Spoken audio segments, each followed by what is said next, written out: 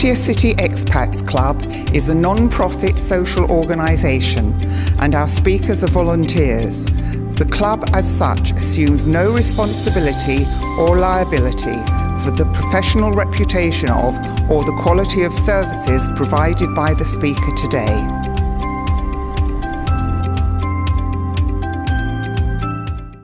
It will be entertaining, I know, because Stuart's a bit of a mate of mine. We've known each other quite a while now, Stuart, haven't we? Yeah, he's got a hearing thing, so... I can barely hear you over the PA. Oh, right. Shout in my ear. All right, well, yeah, I only do that with women. Okay. So the speaker today, he's going to give a very fascinating talk on some strange things about Thailand. So it could be a very long talk, if it's okay. And then later on, Neng's going to come in and he's going to answer. I asked him to come in specially to do a short talk and answer some questions about this rumoured insurance change.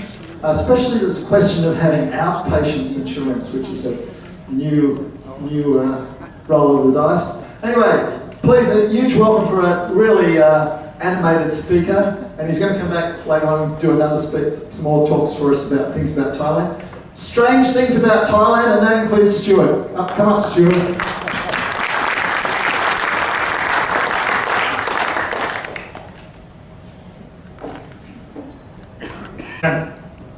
That angle. That's good.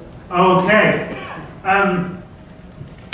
Sorry about the hearing problem. I can speak fine. Am I coming across loud and clear? Yes. It's just the better the quality of the PA system, the worse it works with my hearing problem, even with my supposedly state-of-the-art hearing aid. So when it comes to questions, I'll probably have to come up to you and you can shout in my ear. That's fine. You don't have to come up unless you want to. Because I don't think it's going to work through this system. Or, actually, Ren, you offered to be my interpreter amanuensis speaking. You know, I don't want the questions in Australian, I have to say. Stuart, can you hear me? Stuart, can you hear me? I can hear someone, yes. Okay. I'm using the mic from here, so it should be okay. You obviously know how to use it. I'm not sure. I'll make sure they use it right. Yeah. Okay. I gather I'm better holding it like this. Okay. Right, some strange things about Thailand. Well, if you've wondered why there's an image of a hairy, bearded Western guy on Thai trucks, mud flaps, sometimes pickup trucks in the back window. This is a talk for you. If you've wondered why men wear model penises around their neck, little tiny penises around their neck, this is also the talk for you. We'll try and answer those questions. I've lived in Thailand now for 13 years, and prior to that, Taiwan, Malaysia. I came here initially to work with rescued elephants. I'm an animal lover, and I believe in animal protection and wildlife protection. And then I went on to work with rescued dogs, sometimes pigs, and generally try and protect animals, wild or domestic, wherever I found them. And I find them a lot because I'm out with my rescued dogs, a pack of 10, every morning for at least 2 hours. When it's cooler weather, it's 3 or 4 hours. So we're finding animals in need of help all the time in the back country, the hinterland. But that's for another day, another talk. So getting back to the dark-haired, hairy, handsome guy on the trucks. When I first came here, I thought it was Bruce Springsteen. Anyone else think it looks like Bruce Springsteen? No. Must be good. Very good. So there he is. It's not Bruce Springsteen, but it does look. That's Bruce Springsteen, and that. Does anyone know who it is? Yes. Well, he knows. He's had a crib. He's had the talk. You knew anyway, didn't you? Of course you knew. Good man. It is in fact Frank Serpico. Who knows who Frank Serpico is, or was? We got some takers. I'm glad to see you're a very cultured, civilised audience. Frank Serpico is Al Pacino, and in 1973 he brought out a movie where Serpico is a hard-bitten New York City cop who encounters massive police corruption in the New York City police force. Heaven forbid, who would have thought it? And goes undercover, hence the beard and the hair, to gather evidence against the bent cops, which is eventually successful. Just to spoil the movie totally, if we ever catch up with it. But he does almost get himself killed by said bent cops in the process.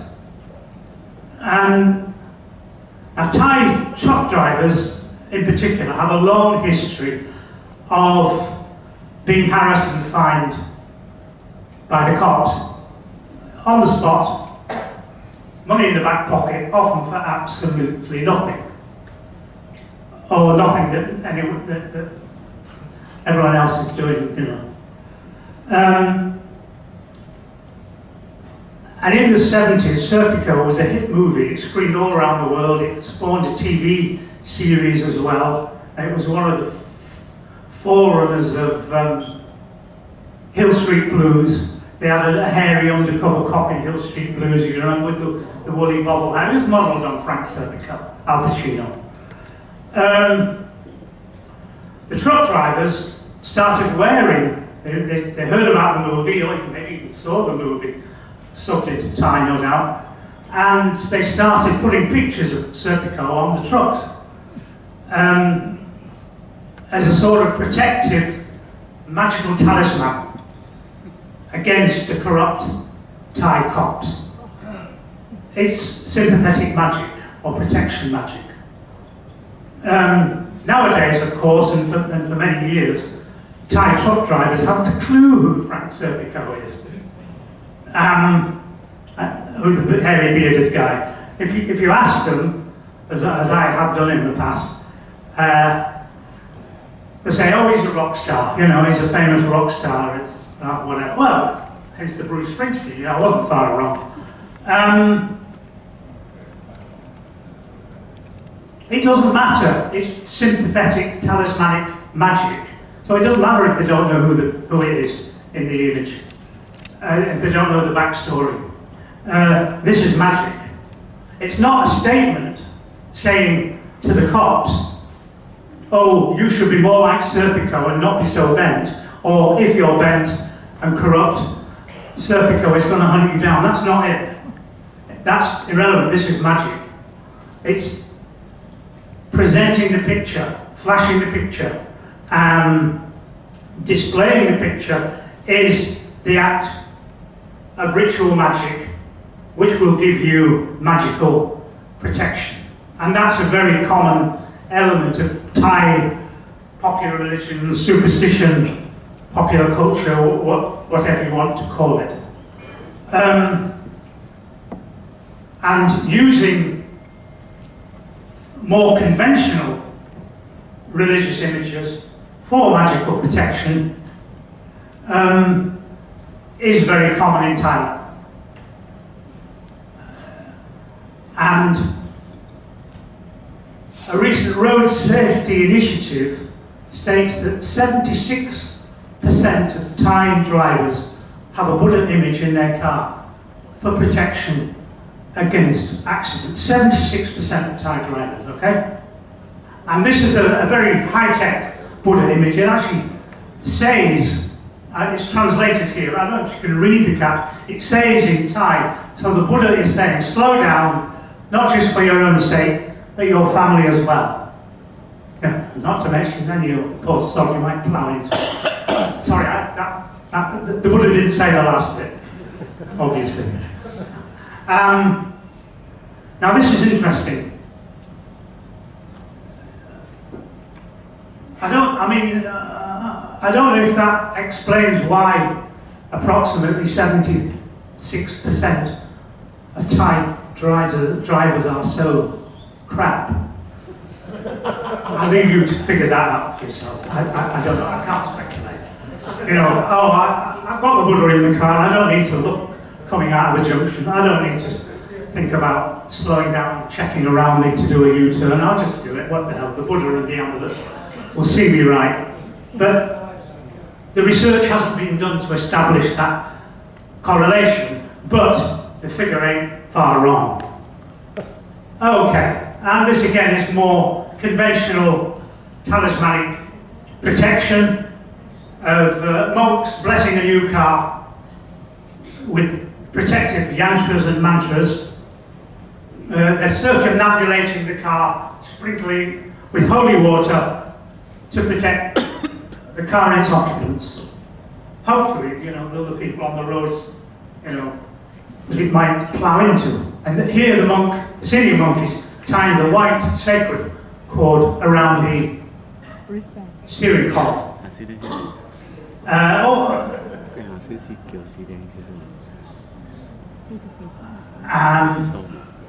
And a typical sacred yantra on the dashboard. My own cars, every car I've had in Thailand has had this treatment.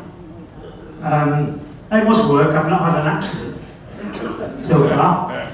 When they were new, they all had the treatment. So someone broke into my Yaris and stole my Buddha, but broke the window. But doesn't protect against theft, obviously. Now, obviously, Thai. So that's it. I'll explain more about a yantra and how it works shortly. Thai truck drivers, Thai drivers generally, don't know about or understand the subtleties of Buddhist karma teaching, action theory, Buddhist psychology. Most of them don't even know the most basic Buddhist teachings, if we're honest. It doesn't matter in this kind of a level because it's about magical protection. You don't have to understand the background, the backstory, the theory. The magic does it for you. We hope, they hope. And we can get rational and critical and Western about this, if we want. Does anyone feel rational, critical and Western, all this superstition? Well, of course, it's pretty much embedded in our own culture as well, historically, which is what this is all about. This happens to be in Mexico. There's a rosary around the rearview mirror. I think it's Mexico. Yes, but it could be any Catholic country, including Ireland. And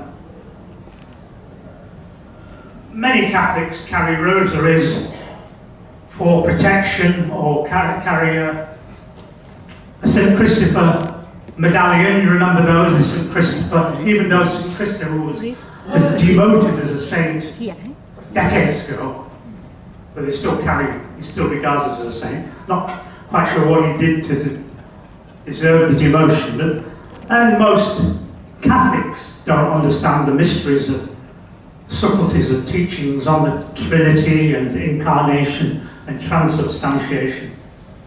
It doesn't matter. The medallion, the rosary are about magical protection. But I would say, having said that, that Thailand pretty much, and you don't say, oh, he's so beautiful, he's so handsome, and look at that lovely, because the ghost spirit will be listening, go, oh, I'll have some of that. And of course, when a spirit steals the young force from a baby, the baby dies. Eventually, well, sooner often rather than later. So you give it an ugly nickname, you call it Piggy, Fatso, Rat. Or with male babies, you give them girls' names, so that the spirits are fooled, you know. They think, oh, it's a girl, we're not interested in that, no yang. Only yin, we don't want yin, we want yang.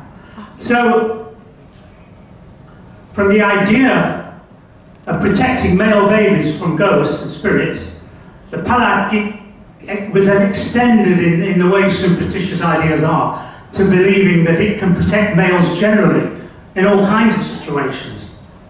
Not just from ghosts, but from accidents, traffic accidents, attacked by knives, attacked by bullets, attacked by 10-ton trucks, which are obviously, in the Thai worldview, often caused by ghosts and spirits anyway. It's the former. If it's not brake failure, it's the ghost and spirit. I think it was cited recently in the case of an airplane malfunction. Well, of course, they can fly, so the spirits, why not? So it can protect you from bullets, knives, speeding motorbikes, whatever. And the Palak is inscribed often with the word Surya, which is a Sanskrit word meaning sun. And Surya, sun, equals a yang force, so it's kind of reinforcing the idea of powerful yang force. And a powerful yang force will resist a ghost and spirit. A tiger is very yang, and you find that in temple architecture as a temple protector, because it's driving off ghosts and spirits. A cockerel, a fighting cock, is very yang. A dragon is completely yang. And so all the things which feature in temple, winding up the staircase, winding around a pillar. A serpent is a bit more ambivalent, which is a shame because I love snakes, and I'm from the year of the snake in Chinese astrology. A serpent can be yang, but it has a bit more yin in it. So, if you're going to go for a real high quality, top-notch protection, go for a dragon.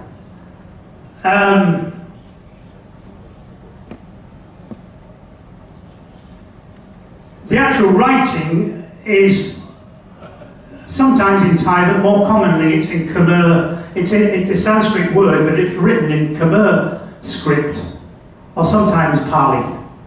So that's a selection of Palak.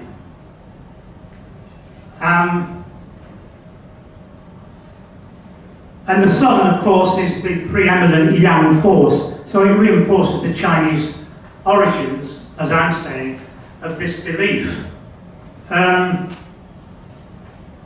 And you'll see with these fancy decorative palak reinforcing the yang force, there is a tiger, the top one, top middle, second from the right, is a tiger on a palak. That reinforces the yang force, and then the yantras in Khmer script inscribed on them. These tiny ones, they're very, very small. I mean, some of these are very ornate, very beautiful. Now you'll find in Wikipedia and other sources, they'll say, oh, the origins of a... So this seems to be the baby that it's protecting. See that? Now Wikipedia and other sources say, oh, the origins of this is Hinduism, and it's a form, the Thai Palak. The Thai Palak is a form of the Shiva Lingam, which is the preeminent symbol in Hinduism of the Lord Shiva, the god Shiva, which is highly, highly unlikely. It doesn't even look like a Palak. And the point is that the Shiva Lingam is a big, higher religious idea in Hinduism, and it represents the cosmic power and cosmic force of the sustaining energy emanating from Shiva, which is sustaining the universe. Now that's pretty big, powerful cosmic stuff. What we're talking about with the Palak is local level protection. And there's no evidence of the Shiva Lingam used as a sort of casual, lower level supernatural protection. It's just not done. And it even looks different. That's a Shiva Lingam. And it looks in a Hindu temple, and it looks nothing like a Palak. So I would say the Palak origins are definitely Chinese and Southeast Asian, not Hindu. There's another Shiva Lingam in a yoni, representing the female principle, the yoni, the bull fat, and the offerings are poured over the Shiva Lingam and then run out there. The ghee and butter and oils. It's nothing like a paradigm. There's Lord Shiva riding his bull. And there he is as Nataraja Shiva, the dance of Shiva, creating the universe. And this is higher cosmic, higher religion of Hinduism, not low-level magical protection. So it's a different ball game. And you don't, employ Shiva Lingam in that way, low-level protection and petitions, because it'd just be totally inappropriate. Okay, back to lingams and willies and penises, or peni. There are other forms of sacred peni, which are, a lot bigger than the palanquin, not to wear, but to prop up against a sacred banyan tree. And these are very common.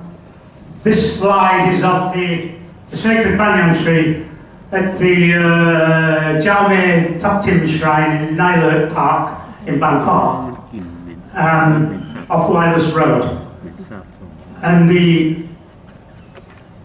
shrine is actually in the grounds of the Nylurt Park Hotel, which is right next to the Sunset Canal in Bangkok. The canal which runs east-west, right into the centre of Bangkok, where you get those boats that speed along, like river buses.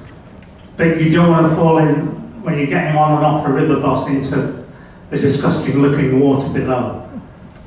Not a good idea. And these, again, you'll see in Wikipedia and other places, these are about fertility. They're not just about fertility. They're about general blessings and good luck. Well, there's plenty of them, that's for sure.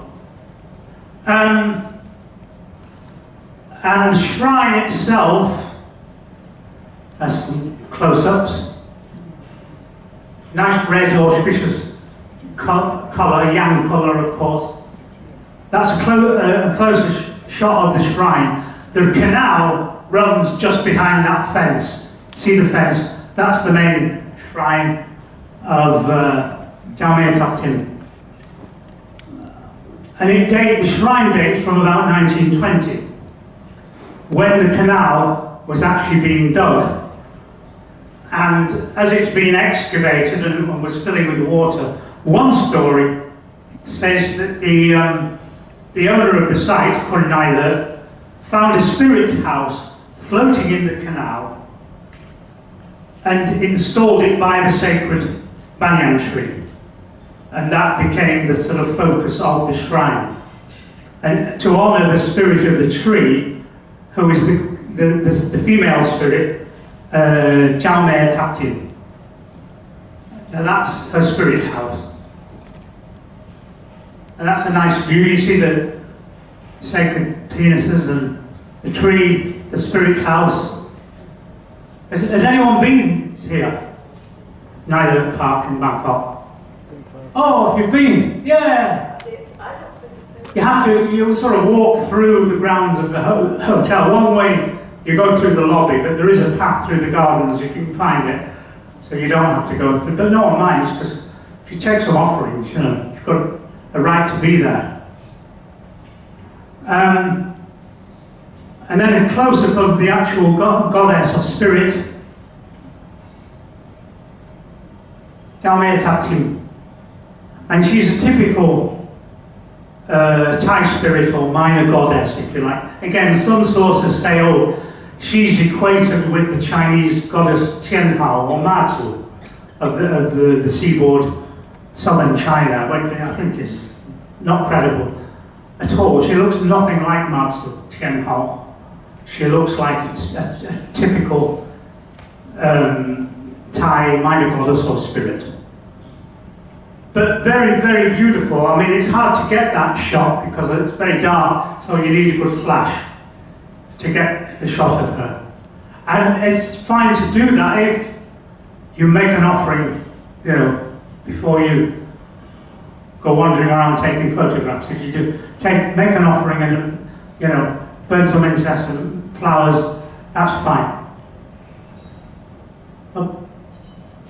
Now, another set of P9. Is this getting a bit phallocentric? Well, there's more blokes than ladies present, so I'll do another one about, no. We'll forget that one. This is on the island of Krabi, the Krabi Peninsula. It's not strictly speaking an island, it's a peninsula, and it's the Phra Nang Cave. Has anyone been there? Southern end of the peninsula? Anyone been there? Well, you probably wouldn't recognise it from that. Oh. Oh dear. That was the end of the PowerPoint we had.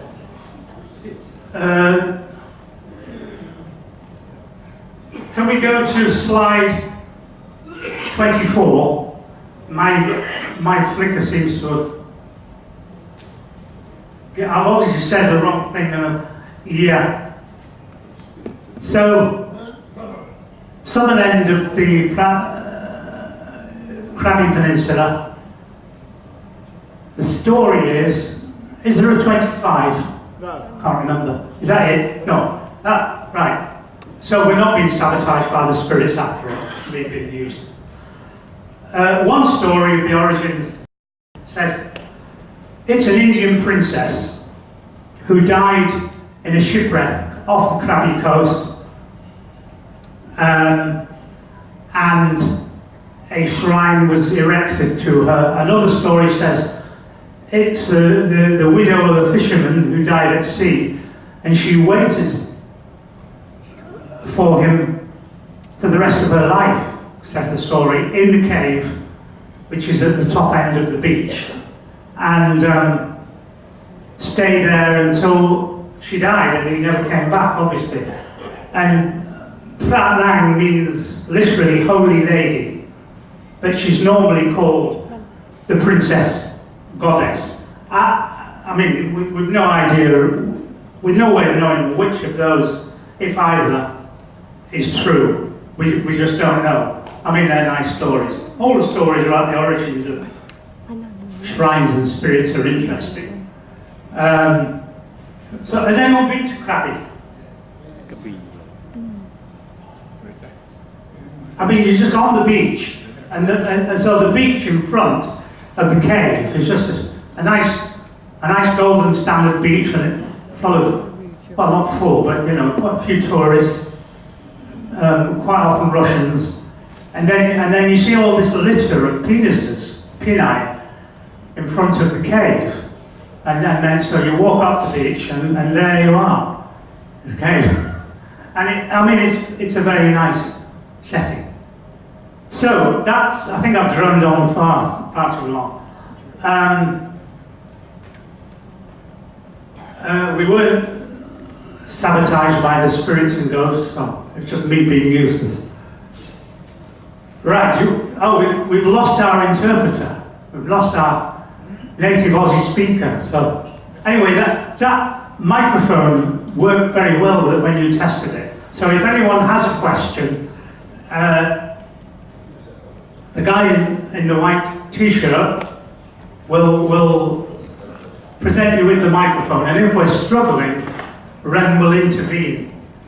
Over on your left, on your left. Yep. This is not a question, it's just a comment. Up until about 1973, there was a big tree on South Pattaya Road, where South Pattaya Road intersects with the beach road. There was a big tree on the beach side, and it had all these symbols there. The biggest one, which was about 3 feet long. Yeah. And all of a sudden, it all disappeared because somebody wanted to build a boat ramp. I missed the last bit. He said it all of a sudden a sudden it disappeared because he was doing the program. So it's just a shame. Right. I would think they will have relocated the shrine elsewhere. I have no idea where, with a lot of ceremonial and offerings and appeasement, because that is a big thing. I mean, if you look at just a bit further south in there, Rumpo Market in Zhongtian, where the new market, well, it's new to me. I remember the old market. I've been coming here so long, which was across the road now, where the bank and the pharmacy is, the Bangkok Bank. That used to be like a subterranean market. It was very dark, very low hung, and you needed a light to go in and buy stuff. It was bizarre, but very, very busy and very popular back then. But then the new market opened, and what was woodland with a shrine in the middle, which is the bars, the beer bars, behind the market, Rumpo, you know, the road that goes off the new beach road and back towards Teprasit, joins the road towards Teprasit. There is still a sacred tree now in the middle of the road, which is regularly honoured, and if you go past there, you honk your horn and show respect.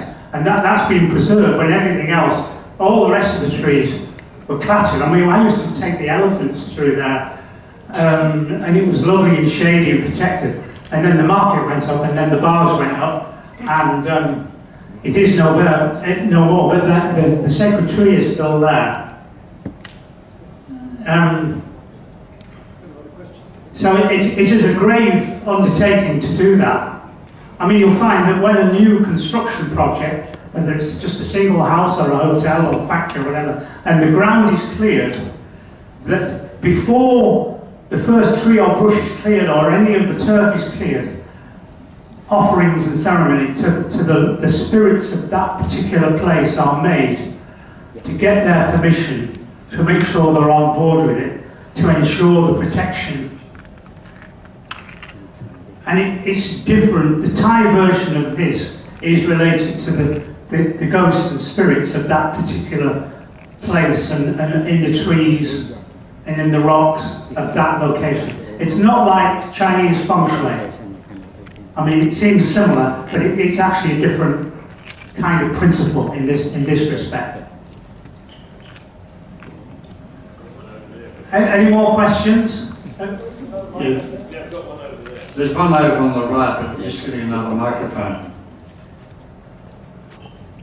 I can repeat the question from up here. What's your question, sir? The one slide with Al Pacino, Serpico, and Thai writing underneath. You know the translation? So the question was, the one slide of Serpico on the truck has Thai writing underneath, and I wondered if you could translate it.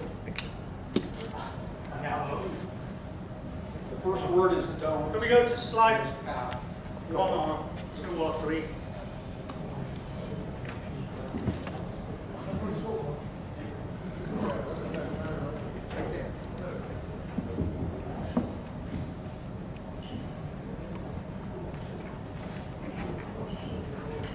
Any other questions of a non-translation nature? Oh, that one, where it says Ya Sing. Got one here. Red. Ya Sing Tong Tan. Red. What's the translation?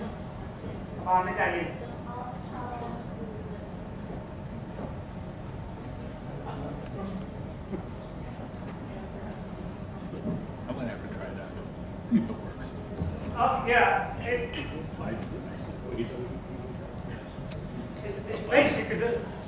It's basically the same message as the Buddha was primed to chant on the dashboard. It says, don't come too close, slow down. Now, in this instance, don't come too close means the cops, as opposed to a general principle. I mean, as you know, again, 76 of Thai drivers tailgate anyway. If you leave a gap, someone will overtake you and fill in the gap and tailgate the one in front. It's saying, I think it's saying specifically, don't come too close, i.e. to cops. Stay the fuck away. Oh, I didn't say that last thing on this. Oh, I'm already illegal. I'm going to be arrested when I walk out of here, so why should I come? Oh, I can speak loud. Yes. Good master. Shout in my ear, and I'll shout out the rest. Okay, so the question is just, you mentioned that a tradition from China, you gave pet names or nicknames to the male babies. Yes. But here in Thailand, you give nicknames to all babies. Yeah, yes, that's correct.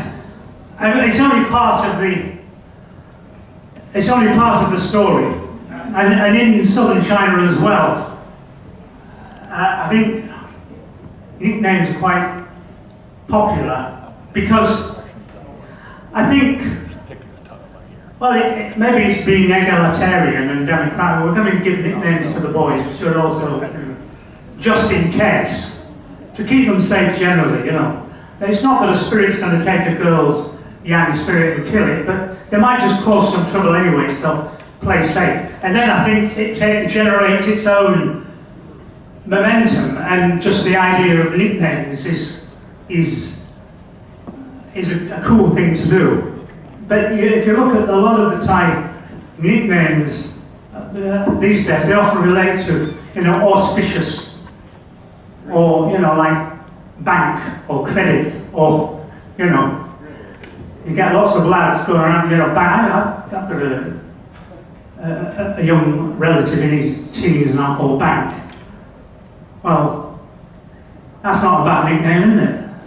Assuming, your particular bit of bank has a load of money in it. But yeah, it's a good point. They have taken on generally. And I would like to thank Stuart for a talk that I learned something from. Thank you, Stuart.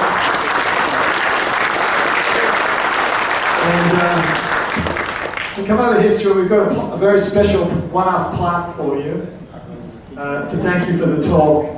And there's so many things I could say about that. Come up, we're going to get yeah. Well, we're an amateur organisation, and one of our main tech guys, Skippy, is having hearing problems. He's in Bangkok, so we did, which is ironic. Now he's got sight problems, you've got hearing problems. And so our plaque for you today is a very special, handmade one that says, "Thank you, Stuart."